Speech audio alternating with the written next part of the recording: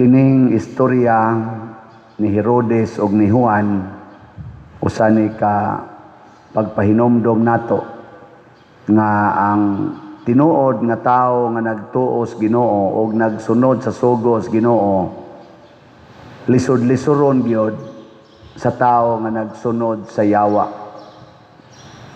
Lingyay mong tupad ing nakinsay gisunod nimo ron ana. Nagsunod ganitas Ginoo makapaabot gid ta nga lisod-lisoron ta. Nya kanang naglisod-lisod sa usa ka tawo nga nagsunod sa Ginoo mao nay nagsunod sa yawa. Mao na si Juan nga nagsunod sa Ginoo nga nagbadlong nga hunongon ang sala maoy gilisod-lisod sa makasasala nga mao si Herodes ug sa katapusan gipunggutan gyud sa ulo. Sa atorong mga politicians kinsa may gilisod-lisod ang mga Marcos, mga Pinklawan o mga Duterte. So makita na ninyo ug unsaon nato paghukom. Apan kun ang naglisod-lisod mausad ang mga Duterte, sila na sad maoy instrumento siyawa. Pero sa pagkakaron, murag sila'y gilisod-lisod. Ang amahan nga nagsigig badlong sa drugas o sa insurgency o corruption, priso. Ang anak, ni badlong sad, impeach. Ang mga supporters, taktak. Naasay kaso, ang usaga, tago-tago na. Ana.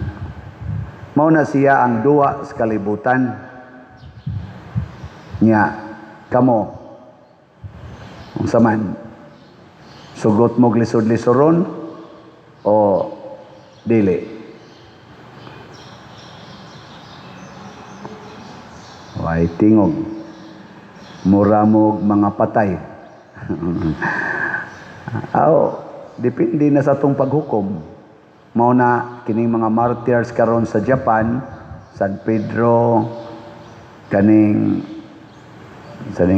Bautista o sila si San Pablo Miki, mao ni sila San Lorenzo Ruiz, mao man ni sila mga tuiga sunod ra San Pedro Calungsod, mao ni sila ato mga duol-duol gyud sa atong nasod nga nagpakamatay, naglisod-lisod para sa pagsunod sa Ginoo. Ug unsa may bunga kun lisod-lisoron na ta, musangko gid ta sa kasantos, ang kabalaan. Ug kining mga santos mao ni sila ang gitawag dili lang mga modelo sa kinabuhi nga Dios non, kundi agianan sa pagbaha sa grasyang Dios non ngadto sa katawhan. Kanindot unta kon mubaha ang atong mga grasyang Dios non. Lingian na sa imong tupad na nagbaha na sa inyo.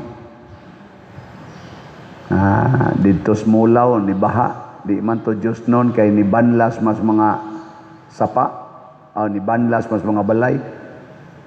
Ang Dios non nga grasya basta mo na ginay mo baha, daghan ang mahimong mga kaayuhan.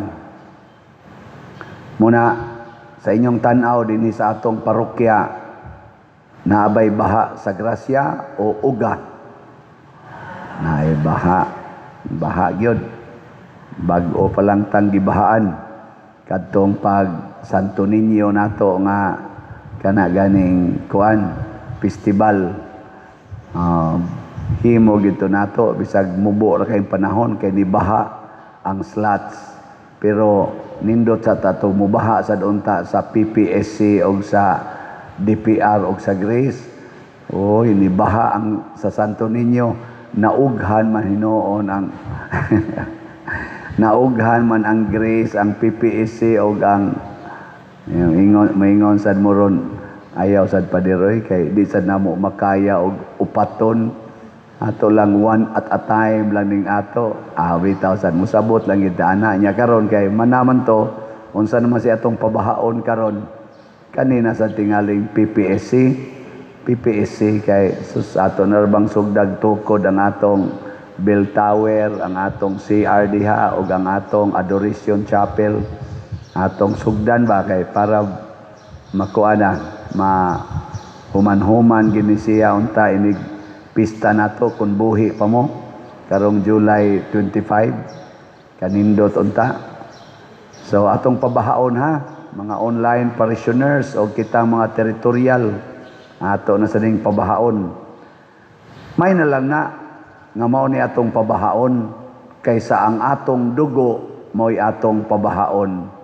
Mga igsoon, si David gidaig diri sa atong unang pagbasa tungod sa iyang paghatag sa iyang kaugalingon aron gamiton sa Ginoo. Bata pa kay siya. Iya nang nabuntog ang sundalo nga arogante kayos Gulayat nga champion sa gubat tungod kay ang Ginoo mipabaha sa iyang kusog ug sa iyang kalig-on ngadto ni David. Ang ato sang mga martyrs nibaha ang ilang dugo apan malipayon sila nga mibuhat ana tungod kay gitagaan sa sila sa Ginoo og mga grasya. Nagbaha ang grasya sa kalig-on sa pagtuo. Matod pa diri sa atong tubag sa Salmo, daygon ang Dios nga akong manluluwas. Di gid ta pasagdan sa Ginoo, iya gid tang luwason.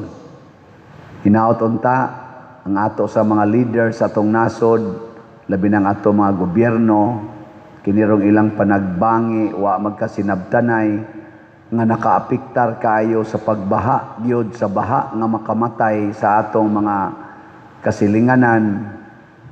Mahunong na unta ning ilang pagsigi og dawat ani mga yawanong mga batasan. Mga dato naman gini sila nagbaha naman gini ilang grasya, matagbaw unta ni sila sa ilang mga kwarta ug ila na untang ibalik sa nasod ang angay sa nasod. Matud pang Kristo, give to Caesar what belongs to Caesar and give to God what belongs to God.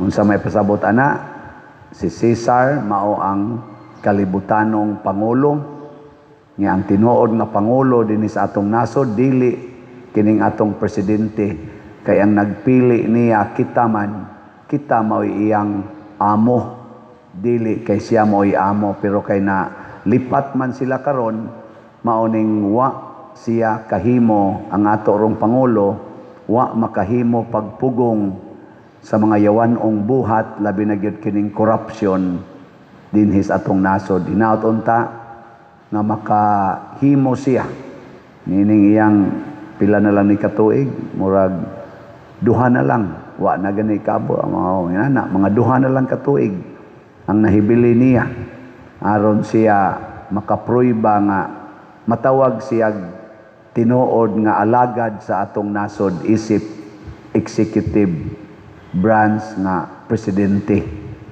Ato nang iampo.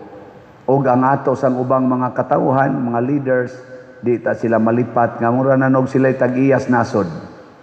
Kung dili sama ni David, mapaubsanon siyang mialagad sa nasod sa Israel hangtod gyud sa iyang kamatayon.